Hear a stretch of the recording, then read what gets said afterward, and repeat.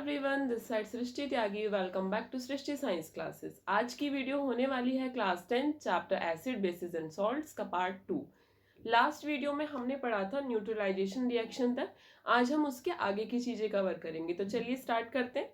ये देखिए, first point इसमें जो है आपका, that is all acids and bases all acids and all basis have in common. अब हम उन चीजों के बारे में पढ़ेंगे जो सभी एसिड्स में कॉमन होती हैं और सभी बेसिस में। ऑल एसिड्स में जो चीजें कॉमन है वो पढ़नी है और ऑल बेसिस में जो चीजें कॉमन है वो पढ़नी है। तो ये देखिए, फर्स्ट पॉइंट आ जाता है all acids have H plus ion. सभी एसिड्स में H प्लस आयन्स होते हैं। H प्लस आयन को हम हाइड्रोनियम आयन्स भी बोलते हैं। ये H3O प्लस की फॉर्म में भी इसको लिख सकते हैं, ठीक है। नेक्स्ट पॉइंट आ जाता है बेसिस के बारे में, like all bases contain OH minus ions. OH minus ions known as the hydroxide ions, ठीक है। तो ये एक आइडेंटिफिकेशन हो गई एसिड्स की, जो कि H प्लस आयन होंगे उसमें और बेसिस में होंगे OH माइनस आयंस। तो यहां तक की चीजें क्लियर हुई। आगे बढ़ते हैं, acids and bases in water.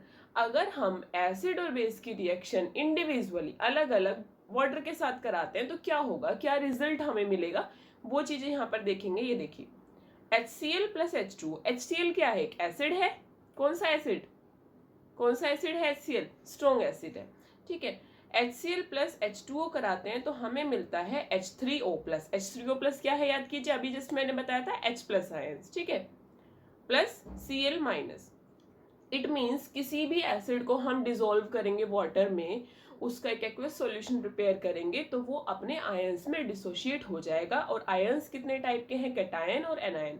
तो जो उसका कैटायन होगा वो होंगे H प्लस आयंस और H3O प्लस आयंस। एक ही बात है, हाइड्रोनियम आयंस हम ऐसे लिख सकते हैं इसको, ठीक है।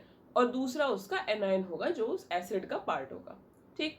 अब यहाँ पर वही रिएक्शन हम देखेंगे बेस के लिए। NaOH सोडियम हाइड्रोक्साइड एक बेस है, उसकी रिएक्शन हमने H2O मतलब वाटर के साथ कराई तो क्या बना, Na plus plus OH minus. तो यहाँ पे जो एनायन होगा वो होगा आपका हाइड्रोक्साइड आयन और जो कैटायन वाला पार्ट है वो आपका बेस का पार्ट होगा। क्लियर हुआ। तो कह सकते हैं कि जो H प्लस आयन्स है या फिर हाइड्रोनियम आयन्स है वो कैटायन है और OH माइनस आयन्स जो है, हाइड्रोक्साइड आयन्स जो है वो एनायन है, ठीक। ये देखिए, पोटेशियम हाइड्रोक्साइड की वाटर के साथ रिएक्शन कराएंगे, KOH is known as the potassium hydroxide.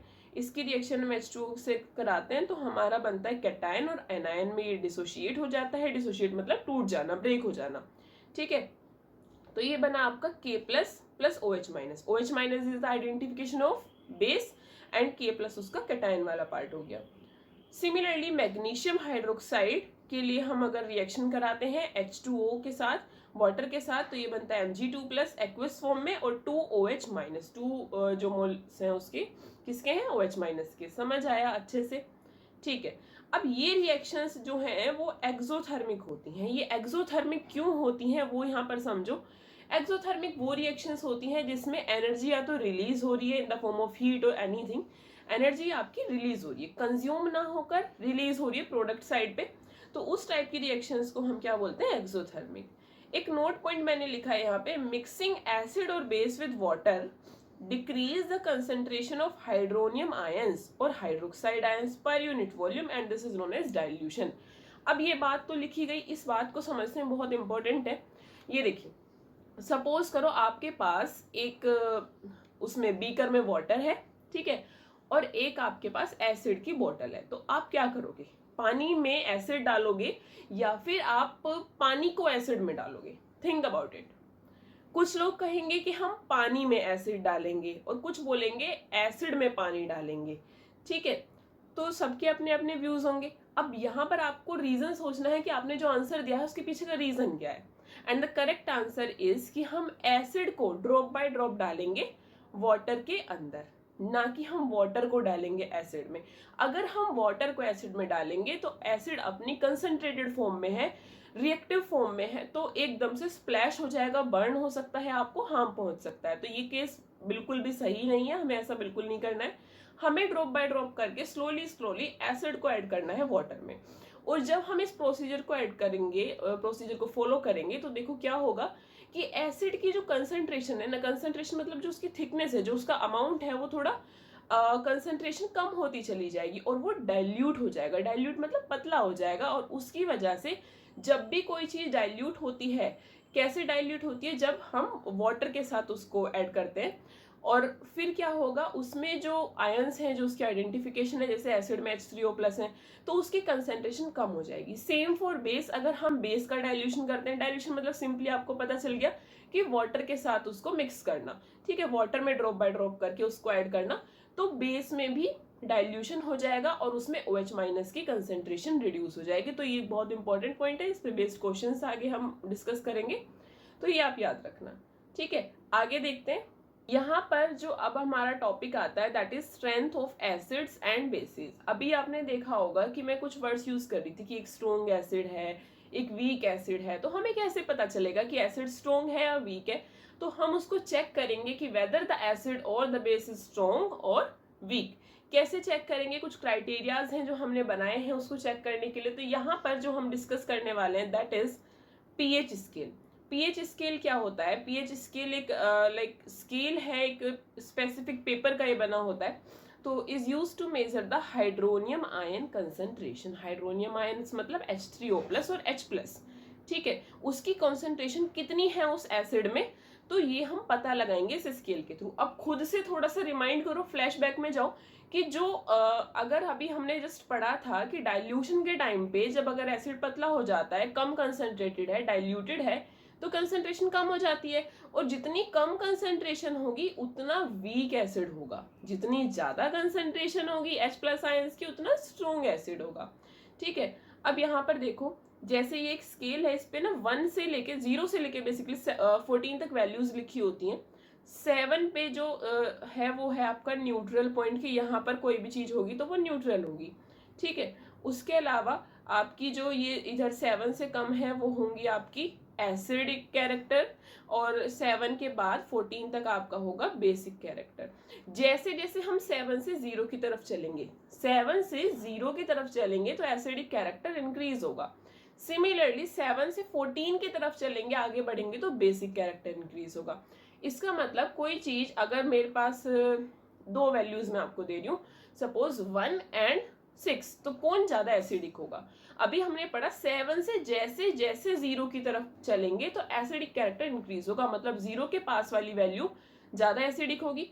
तो मैंने आपको क्या वैल्यू दी थी? आई थिंक दी थी मैंने आपको, ठीक है, मैं दोबारा से आपको वैल्यू दे रही हूँ कि एक है आपकी 5 और एक है आपकी 1, तो कौन ज्यादा एसिडिक होगा? जिसकी पीएच वैल्यू 1 होगी, ठीक है। सिमिलरली अब मैं आपको बेस के लिए वैल्यूज दे रही हूँ, एक है 13 और एक है 9, तो कौन ज्यादा बेसिक होगा? जो 14 के ज्यादा पास होगा, मतलब 13, ठीक है। और 7 पे चीजें न्यूट्रल होंगी।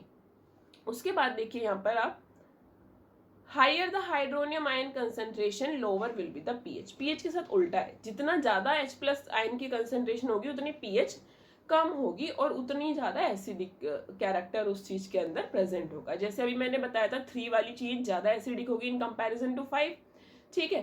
तो 3 वाली की पीएच तो कम है ना, लेकिन पीएच कम है तो इसका मतलब उसमें H+ आयंस की कंसेंट्रेशन ज्यादा है, ठीक। तो और वो सब्सटेंस एसिडिक है ज्यादा।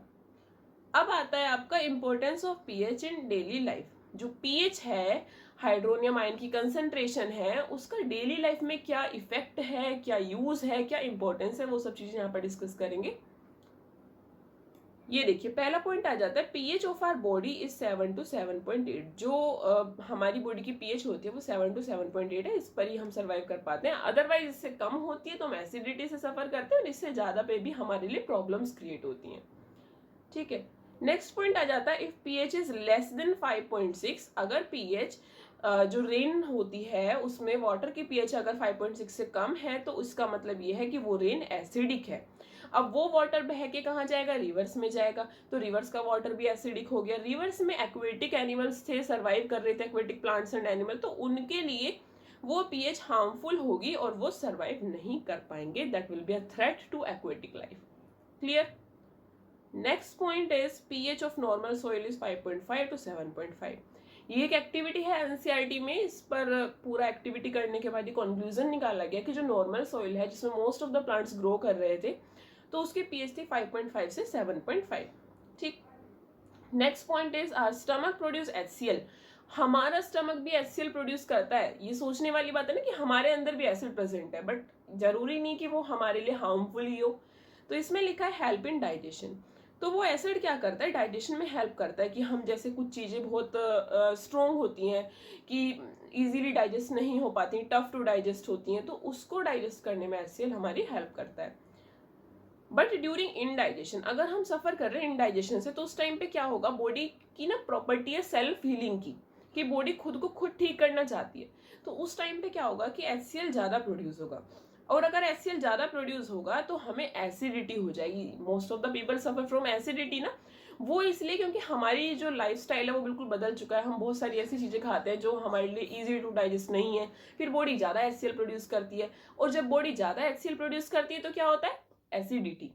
ठीक है, तो लेकिन ये एसिडिटी ठीक हो सकती है एंटा एसिड्स से। एंटा एसिड्स क्या, एंटा मतलब अपोजिट, एसिड को अपोज करने वाली चीजें, और अपोज करने वाली चीजें क्या होंगी, बेस। ठीक है, तो इसमें आपका आ जाता है मैग्नीशियम हाइड्रोक्साइड सॉल्यूशन को लिया जाता है as an antacids. Next point आ जाता है पीएच ऑफ माउथ। अगर माउथ की पीएच की बात करें, अगर वो 5.5 से कम है तो वो टूथ डिके हो सकता है। और अब ये पीएच 5.5 से कम कब पहुंचती है, वो आप समझिए कि जैसे हम खाना खाते हैं, हमने प्रॉपरली ब्रश नहीं किया, उसके बाद कुछ अमाउंट ऑफ फूड हमारे टूथ में स्टक हो गया, वो रह गया, और उसके बाद क्या होता है, बैक्टीरिया प्रेजेंट होता है माउथ में, वो उसको डिग्रेड नहीं कर पाया और उस पर एक्ट करने लगा फिर हार्मफुल बैक्टीरिया, तो पीएच हमारी कम हो जाती है और इसके कारण टूथ डिके होती है। ठीक है, next point is bee sting and stinging hair of the nettle leaves cause the burning due to formic acids. जो मधुमक्खी होते हैं या फिर ततैये होते हैं, उनको काटने से बहुत बर्न होता है ना, फील क्यों, क्योंकि उनकी जो स्टिंग है, जो डंक है, उसमें एसिड प्रेजेंट होता है। उस एसिड को हम कहते हैं फॉर्मिक एसिड या मीथेनोइक एसिड। ठीक, और एक प्लांट है, उसकी लीव्स में भी कांटेदार लीव्स हैं, जैसे लिखा है प्लांट का नाम निटल, तो उसकी लीव्स जो है उसमें कांटे से निकले होते हैं, उसमें भी सेम एसिड प्रेजेंट होता है, जिसकी वजह से हमें बर्न हो सकता है, हमें प्रॉब्लम हो सकती है। नेक्स्ट आता है सॉल्ट। सॉल्ट से अब सभी अवेयर हैं, आप सभी अवेयर हैं, हम अपने घर में भी सॉल्ट यूज करते हैं, that is known as the common salt. और कॉमन सॉल्ट का फॉर्मूला क्या होता है, NaCl। Na means sodium and Cl means chlorine. ठीक है, अब यहाँ पर देखिए सॉल्ट्स के बारे में कुछ चीजें पढ़ेंगे। अगर स्ट्रॉन्ग एसिड है, ये चीज आपको पता है, अगर एसिड और बेस आपस में रिएक्ट करते हैं तो सॉल्ट प्लस वाटर बनाते हैं। क्या बनाते हैं, सॉल्ट प्लस वाटर, ये हमने न्यूट्रलाइजेशन रिएक्शन में डिस्कस किया था। अब स्ट्रॉन्ग एसिड है और स्ट्रॉन्ग बेस है, तो सॉल्ट कैसा बनेगा, न्यूट्रल बनेगा, मतलब उसके अंदर ना एसिडिक कंटेंट ज्यादा होगा और ना ही बेसिक कंटेंट ज्यादा होगा। Next is strong acid plus weak base. अब देखो कौन डोमिनेंट, कौन कर रहा है, डोमिनेंट मतलब पावरफुल कौन है यहाँ पर, यहाँ पर पावरफुल है एसिड, क्योंकि वो स्ट्रॉन्ग है, तो वो क्या करेगा, वीक वाले को थोड़ा सा दबा देगा। ठीक है, तो वैसा जो सोल्ट होगा यहाँ पर वो होगा एसिडिक सोल्ट, मतलब उसमें एसिडिक नेचर थोड़ा सा ज्यादा होगा in comparison to base. Next आता है weak acid plus strong base. यहाँ पर डोमिनेट कौन कर रहा है, कौन पावरफुल है, दैट इज बेस, तो सॉल्ट भी हमारा बेसिक सॉल्ट बनेगा। क्लियर हुआ इतना। अब जो न्यूट्रल सॉल्ट होगा उसकी पीएच अप्रोक्स 7 के बराबर होगी, एसिडिक सॉल्ट की पीएच 7 से कम होगी और बेसिक सॉल्ट की पीएच 7 से ज्यादा होगी, that is understood by their names. Next topic is chemicals from common salt. Chemicals कौन कौन से बन सकते हैं कॉमन सॉल्ट से, मतलब कॉमन सॉल्ट को हम एज अ रिएजेंट यूज कर सकते हैं और उससे डिफरेंट चीजें बना सकते हैं, डिफरेंट केमिकल्स प्रोड्यूस हो सकते हैं, वो डिस्कस करेंगे। ये देखिए, पहले तो देखेंगे NaCl कैसे बनता है। सोडियम हाइड्रोक्साइड एक बेस है, उसकी रिएक्शन में कराती हूँ HCl के साथ, जो कि एक एसिड है, तो क्या बनता है, NaCl बनता है, सॉल्ट बनता है। ठीक, अब यहाँ पर सोडियम हाइड्रोक्साइड की बात करी गई, अभी हम केमिकल्स पढ़ रहे हैं ना, तो sodium hydroxide again NaOH produce कर सकते हैं हम NaCl से, उसको रिएक्ट करा दो वाटर के साथ, तो क्या होगा कि वो NaOH बनेगा, NaOH में डिसोसिएट हो जाएगा, मतलब Na और OH उसके साथ ऐड हो जाएगा, डिसोसिएट नहीं होगा, प्लस Cl, क्लोरीन और हाइड्रोजन अलग निकल जाएंगे, और जो ये NaCl है एक्वस फॉर्म में, इसको बोलते हैं ब्राइन। ठीक है, नेक्स्ट आता है आपका ब्लीचिंग पाउडर। ब्लीचिंग पाउडर के बारे में आपने सुना होगा, ब्लीच कर देना, एकदम से चीज को क्लीन कर देना, वाइट कर देना। तो ब्लीचिंग पाउडर की जो रिएक्शन है वो कुछ इस तरीके से है, कैल्शियम हाइड्रोक्साइड की हम रिएक्शन कराते हैं Cl2 के साथ। जब हम कैल्शियम हाइड्रोक्साइड की रिएक्शन Cl2 के साथ कराते हैं, Cl2 हमारे यहाँ पे बना था सोडियम हाइड्रोक्साइड से, तो ये बनता है CaOCl2। और ये जो CaOCl2 है ना, कैल्शियम ऑक्सीक्लोराइड, इसको ही हम बोलते हैं ब्लीचिंग पाउडर। ठीक है, इसका फॉर्मूला याद रखना, CaOCl2, बहुत सिंपल सा है और ये इजी भी है लर्न करने के लिए, और वाटर अलग से रिलीज होगा। और कैल्शियम हाइड्रोक्साइड को हम बोलते हैं ड्राई स्लेक, मतलब calcium hydroxide is known as basically slaked lime, और ये ड्राई फॉर्म में होगा। ठीक, अब ब्लीचिंग पाउडर के यूजेस क्या क्या है? टेक्सटाइल इंडस्ट्रीज में यूज होगा, पेपर बनाने में, क्योंकि व्हाइट पेपर्स होते हैं तो वहां पर उनको ब्लीच करने में, और केमिकल इंडस्ट्रीज में यूज होगा एज एन ऑक्सीडाइजिंग एजेंट, और प्यूरिफाई करने में ड्रिंकिंग वाटर को। ठीक है, तो ये सब चीजें ब्लीचिंग पाउडर के यूजेस में आ जाती हैं। अब आगे की पाउडर्स देखेंगे केमिकल जो बनते हैं हमारे कॉमन सॉल्ट से। नेक्स्ट आता है हमारा baking soda. Baking soda kitchen में भी यूज होता है, बेकिंग सोडा डिफरेंट चीजों में यूज होता है। तो सबसे पहले इसकी रिएक्शन पढ़ेंगे, इसका फॉर्मूला पढ़ेंगे कि बेकिंग सोडा है क्या, उसके बाद इसके यूजेस पे आएंगे। ठीक है, तो ये देखिए, बेकिंग सोडा है हमारा सोडियम हाइड्रोजन कार्बोनेट। अब ये सोडियम हाइड्रोजन कार्बोनेट बना कैसे? NaCl, अभी हमने स्टार्टिंग में पढ़ा था, एज अ रिएजेंट हम इसको यूज करेंगे। उसके साथ हमने रिएक्शन कराई वाटर की, कार्बन डाइऑक्साइड की और अमोनिया की, NH3 की। ठीक है, तो हमारा बना अमोनियम क्लोराइड NH4Cl और बना NaHCO3। ठीक, तो ये जो NaHCO3 है, इसका नाम है सोडियम हाइड्रोजन कार्बोनेट। इसमें सोडियम है, Na हाइड्रोजन है, H, और CO3 है कार्बोनेट। इसी को हम बेकिंग सोडा बोलते हैं। अब अगर मैं इसी सोडियम हाइड्रोजन कार्बोनेट को हीट करती हूँ तो बनता है Na2CO3, जिसको बोलते हैं सोडियम कार्बोनेट। ये इसकी एक रिएक्शन दी हुई है और वाटर और कार्बन डाइऑक्साइड अलग से रिलीज हो जाते हैं। तो सोडियम हाइड्रोजन कार्बोनेट जो कि बेकिंग सोडा है, इसका फॉर्मूला आपको क्लियर हो गया। अब इसके यूजेस पढ़ते हैं। जैसा कि अभी मैंने बताया था, किचन में यूज होता है फॉर फास्टर कुकिंग, लाइक हम कुछ भटूरा टाइप चीज बना रहे हैं जिसमें CO2 गैस का प्रोड्यूस होना जरूरी है, जिससे वो चीज फ्लफी बन जाए, फ्लफी अपीयरेंस उसमें आ जाए। या फिर केक वगैरह बनाने में बेकिंग पाउडर हम यूज करते हैं, बेकिंग पाउडर भी हमारा इसी से बनाया जाता है। टू मेक एंटी एसिड्स, अब जैसा कि ये बेसिक नेचर है ज्यादा इसमें, तो ये एंटी एसिड्स की तरह भी यूज किया जाता है, और for making the baking powder. ये सारी चीजें आपको याद रखनी है। उसके बाद आ जाता है आपका वॉशिंग सोडा। जो वॉशिंग पाउडर होता है ना, जिससे आप क्लोथ्स वॉश करते हो, वही चीज है वॉशिंग सोडा, बस थोड़ा साइंटिफिकली लिखा हुआ है। ये देखिए, इसका फॉर्मूला है सोडियम कार्बोनेट। जो बेकिंग सोडा था that was sodium hydrogen carbonate, और जो वॉशिंग सोडा है that is Na2CO3 sodium carbonate, H नहीं है इसमें, तो ये चीज ध्यान रखनी है।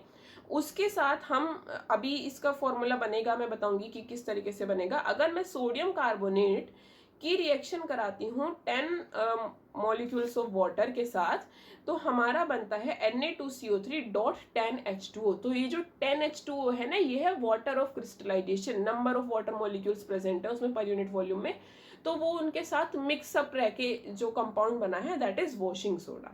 क्लियर हुआ? Na2CO3.10H2O। यूजेस क्या क्या है? ग्लास इंडस्ट्री में यूज होता है, सोप बनाने में यूज होता है, पेपर इंडस्ट्री में ये यूज होता है।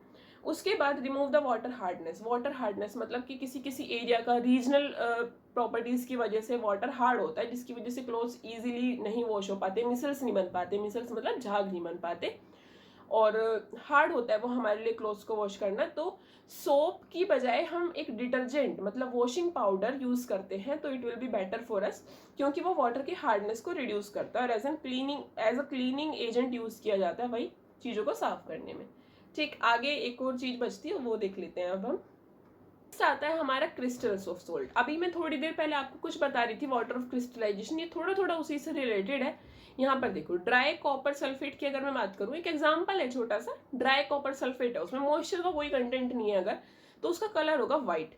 लेकिन अगर मॉइस्ट कॉपर सल्फेट है, उसमें आपका मॉइस्चर प्रेजेंट है, वाटर प्रेजेंट है इन द फॉर्म ऑफ, कैसे भी हम बोल सकते हैं, फ्यू मॉलिक्यूल्स, ओके, तो उसका कलर होगा ब्लू। कलर में डिफरेंस आ गया। अब यहाँ पर देखिए, वाटर ऑफ क्रिस्टलाइजेशन क्या होता है, इंपॉर्टेंट है ये। Water of crystallization is a fix number of water molecules in one formula unit of salt. अगर हम किसी चीज का फॉर्मूला लिख रहे हैं, उसकी एक यूनिट में जितने वाटर मॉलिक्यूल्स प्रेजेंट हैं, that is known as the water of crystallization. जैसे वॉशिंग सोडा का फॉर्मूला पड़ा था Na2CO3 सोडियम कार्बोनेट .10H2O, तो उसका वाटर ऑफ क्रिस्टलाइजेशन क्या था? एक यूनिट में कितने मॉलिक्यूल्स प्रेजेंट है वाटर के? 10, तो उसका वाटर ऑफ क्रिस्टलाइजेशन था 10। ठीक है, नेक्स्ट आता है आपका plaster of Paris, commonly known as POP. POP का नाम सुना होगा ना, घर में भी हम लोग कराते हैं। ठीक है, तो वो पीओपी किस तरीके से बनता है, पहले ये देखो। अगर calcium sulphate CaSO4 dot 2H2 उसमें 2 वाटर मॉलिक्यूल्स है, मतलब उसका वाटर ऑफ क्रिस्टलाइजेशन कितना है, 2 है, तो उसको हम बोलेंगे जिप्सम। जिप्सम क्या होता है, एक हार्ड सब्सटेंस होता है। अगर मैं सूखे पाउडर में कैल्शियम सल्फेट में पानी ऐड कर देती हूँ और वो पानी का जो मॉलिक्यूल है वो 2H2 की फॉर्म में प्रेजेंट है, then it will be known as gypsum. अब अगर मैं उसको हीट करूंगी तो मेरा बनेगा पीओपी। ध्यान रखना है क्या होगा, फॉर्मूला लगभग सेम है, बस वाटर ऑफ क्रिस्टलाइजेशन अलग है। CaSO4 डॉट हाफ H2O, मतलब जो 1.5 मोलिक्यूल है, 1.5 मोलिक्यूल H2O का वो रिमूव हो गया हीट करने से, इवेपोरेट होता है ना वाटर, तो वो 1.5 मोलिक्यूल रिमूव हो गया और मेरा बना पीओपी। तो हम जिप्सम से पीओपी बना सकते हैं। अगर पूछा जाए हार्डेस्ट सब्सटेंस क्या है, वो जो पीओपी से पहले होता है हमारा, जिसमें 2H2O 2 वाटर क्रिस्टलाइजेशन है, तो आंसर होगा आपका जिप्सम।